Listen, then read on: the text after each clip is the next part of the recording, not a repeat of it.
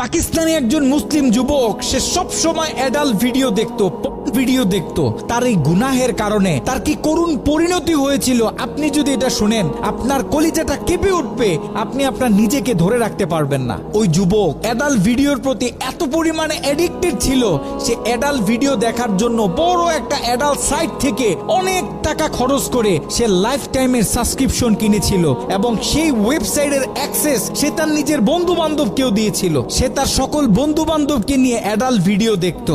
ঘটনাক্রমে একদিন যুবক ভয়ঙ্কর গাড়ি অ্যাক্সিডেন্ট করে মৃত্যুবরণ করলো। তার লাশটা যখন বাড়িতে নিয়ে আসা হলো, এলাকার মানুষ তার লাশ দেখতেছে, অনেকে বলতেছে এই ছেলে তো নামাজ পড়তো, এই ছেলে তো রোজা রাখতো, এই ছেলেটা ভালো ছিল। কিন্তু তার ভিতরে এত ভয়ঙ্কর একটা গুনাহ যে ছিল, এটা তার বন্ধু বান্ধব ছাড়া অন্য কেউ জানতো না।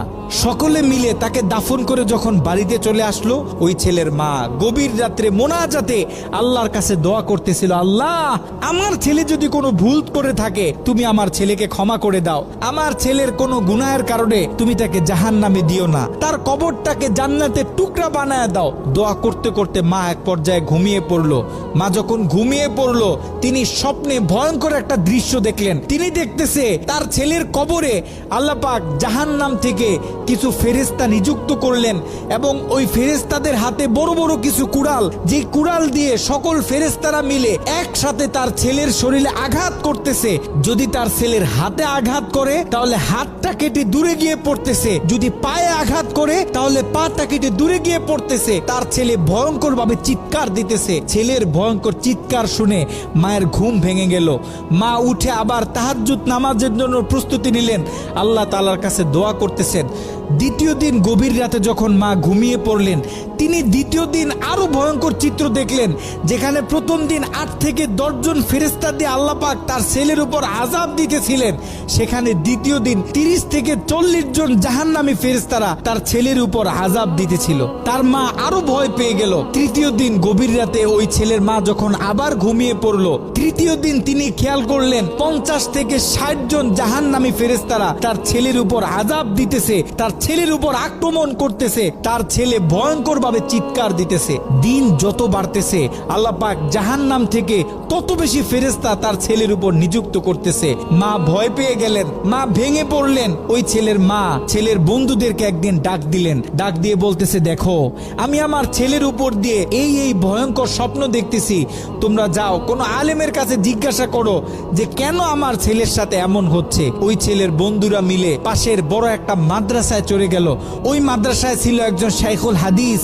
তার কাছে গিয়ে যখন পুরো স্বপ্নটা ব্যাখ্যা করা হলো, শাইখুল হাদিস স্বপ্নটা শুনে তিনি থরথর করে কাঁপতেছিলেন। শাইখুল হাদিস ওই ছেলের বন্ধুদেরকে জিজ্ঞাসা করতেছে, তোমাদের বন্ধু দুনিয়াতে থাকা অবস্থায় এমন কি কোনো গুনাহ করত যেই গুনাহ তার মৃত্যুর পরে এখন অন্য মানুষ করতেছে? তখন ওই ছেলের বন্ধুগুলো মাথাটা নিচের দিকে আসামির মতো দিয়ে চোখের পানি ছেড়ে বলতেছে, হ্যাঁ আমাদের বন্ধু এমন একটা গুনাহ করত যেই গুনাহটা সে পৃথিবী থেকে চলে যাওয়ার পরেও এখন আমরা করতেছি, আমাদের থেকে অন্য মানুষেরা করতেছে, তাদের থেকে অন্য মানুষেরা করতেছে।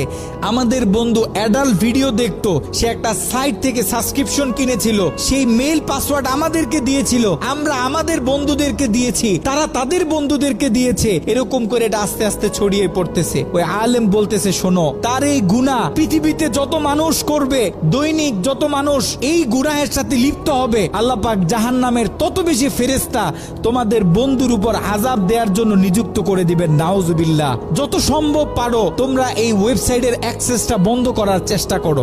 ওই ছেলের বন্ধুরা অনেক কষ্ট করে সেই অ্যাডাল্ট সাইটের এডমিনদের সাথে যোগাযোগ করতে সক্ষম হয়। তারা সেই এডমিনদেরকে জানায়, এই অ্যাকাউন্টের যে মালিক সে গত কয়েকদিন আগে মারা গেছে, আমরা চাই এই অ্যাকাউন্টটা চিরদিনের জন্য বন্ধ করে দেয়া হোক। কিন্তু সেই এডমিন প্যানেল থেকে সেই ছেলের বন্ধুদেরকে জানানো হলো যে এটা কশ্চিন কালেও সম্ভব না, কারণ আমাদের থেকে যারা লাইফ টাইম সাবস্ক্রিপশন নেয় তারা হচ্ছে আমাদের প্রিমিয়াম কাস্টমার। আমরা তাদেরকে হাই সিকিউরিটি দিয়ে থাকি। তারা যখন আমাদের থেকে কোনো প্যাকেজ নেয়, আমাদের থেকে কোনো অ্যাকাউন্ট নেয়, আমরা তখন তাদেরকে মেইল দিই, পাসওয়ার্ড দিই এবং আমরা তাদের হাতের ফিঙ্গার নিয়ে থাকি। আপনারা হয়তোবা তার অ্যাকাউন্টের মেইল পাসওয়ার্ড দিতে পারবেন, কিন্তু তার হাতের ফিঙ্গার তো আর আপনারা দিতে পারবেন না। তার হাতের ফিঙ্গার যদি ম্যাচ না করে তাহলে আমরা এই অ্যাকাউন্ট অফ করতে পারবো না। নাউজুবিল্লাহ। একটু চিন্তা করে দেখেন, ওই ছেলের রেখে যাওয়া অ্যাকাউন্ট থেকে যত মানুষ খারাপ কাজে লিপ্ত হবে, যত মানুষ পর্ন ভিডিও দেখবে, তত গুনাহ তার আমল নামায় যেতে থাকবে।